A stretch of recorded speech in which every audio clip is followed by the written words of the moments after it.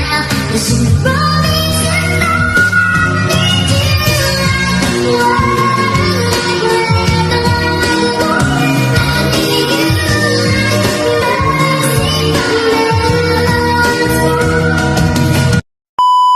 Magandang araw po sa inyo. Ngayong araw nga ng Sabado ay nagsama-sama ulit kami para nga gawin ang aming misyon na magpakain ng mga natutulog at yung mga palaboy sa lansangan. Ang aming misyon na to ay sponsor ng mga gustong tumulong sa mga nangangailangan katulad nga ng mga natutulog sa lansangan. Dito naman kami sa area ng Quiapo. Nagpapasalamat ako ng taos-puso sa mga nag-sponsor upang magawa namin ang aming pangalawang misyon. Hindi na nga rin sila nagpapabanggit ng pangalan. God bless po sa mga kaibigan kong kapwa content creator na mga OFW. Dahil sa inyo ay may papaabot namin ang mga pagkain na to at ang ating Panginoong may likha na nga lang ang magbabalik sa inyong kabutihan. Bukod nga sa mga pagkain ay meron din tayo mga hygiene kit. Naglalaman nito ng mga shampoo, toothbrush, toothpaste, pang-ahit na malaking tulong nga rin sa mga natutulog dito sa lansangan. Kailangan din kasi nila to. Mga gusto magpaabot pala ng tulong ay kahit anong uri po ng tulong ay lubos po naming tatanggapin katulad nga po ng mga lumang damit, pagkain, gamot o kahit anong bagay po na maaaring makatulong po sa mga natutulog dito sa lansangan. Nagpapasalamat nga rin ako sa mga kasama ko ngayong kabataang estudyante dahil willing silang tumulong at sumama sa misyon na to. Mga bandang alas 9 na nga ito ng gabi nang makaalis kami dito sa amin sa Punta Santa Ana. Mga bandang alas 10 ng gabi ay nakarating na kami dito sa Quiapo Church. Dito kami bumaba sa may habaan ng Hidalgo Street. At habang naglalakad nga lang kami ay nakita namin to si Kuya na namamasura at naghahanap ng mga pangkalakal. Sakto nga baka gutom na rin siya at kailangan na niyang kumain. Agad ko na nga siyang nilapitan at inabutan ng pagkain.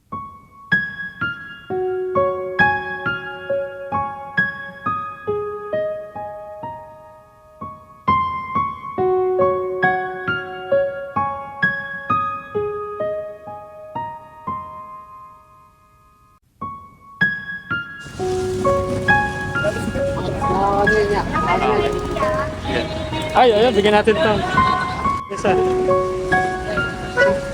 Kutsara.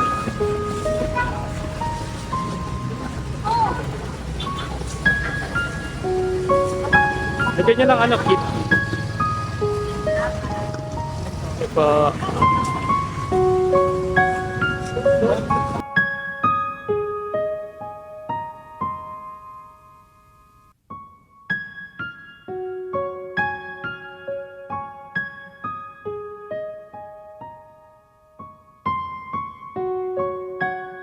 Habang inaabutan nga namin sila ng pagkain ay mababaka sa kanilang mukha ang ngiti ng pasasalamat. Napakasarap sa pakiramdam na nakakatulong ka na kahit sa ganitong simpleng paraan, maipapadama natin sa kanila ang pagmamahal at pagmamalasakit sa latman ng kanilang buhay. Dito sa lansangan ay hindi yun dahilan upang hindi na natin sila bigyan ng respeto at makataong pagtatrato. Sila yung mga taong nasa laylayan ng ating lipunan na higit na nangangailangan ng tulong. Sana nga sa pamamagitan ng content namin na to ay maraming mabubuting puso ang makiisa sa ginagawa naming misyon na to. At para magtuloy-tuloy ang aming misyon, nangangailangan din kami ng fund para mabili namin yung mga gagamitin namin tuwing pupuntahan namin sila at yung mga pangangailangan nga nila kung unang-una nga ay pagkain. Kumakatok po sila sa inyong mga puso at humihingi po sila ng konting tulong kahit nga maitawid nila ang isang araw. Alam mo kung meron namang mga programa ang ating gobyerno na may papaabot nga na tulong sa kanila, pero nanggaling na nga rin sa kanila na pinapaasa lang daw sila sa mga pangako sa kanila. Kinuha ko na nga rin ng pagkakataon na makausap sila at kumustahin sila sa kalagayan nila dito. Ang sabi nila ay hindi nila ginusto ang sitwasyon kung nasaan sila ngayon. Mga dati raw silang nagtatrabaho at nakikipagsapalaran dito sa Maynila. Galing nga sila ng probinsya. Nagbabakasakali daw sila na makakakuha sila ng matagal na trabaho at makakatulong sa kanilang pamilya sa kanilang mga probinsya.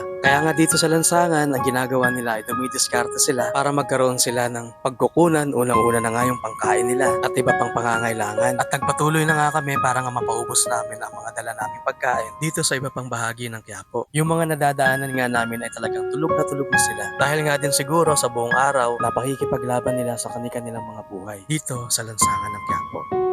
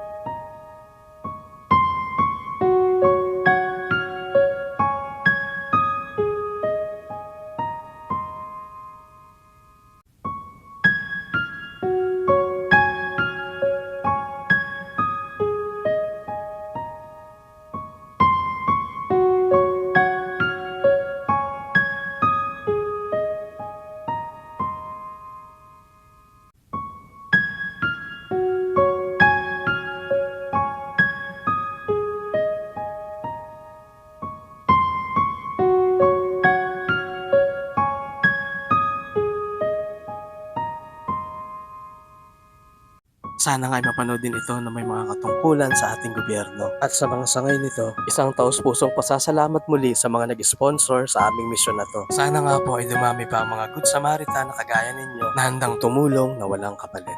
At sana nga ay masundan pa nga ulit ito. Maraming salamat po sa inyong panunood. And I can't turn back now. 'Cause you brought me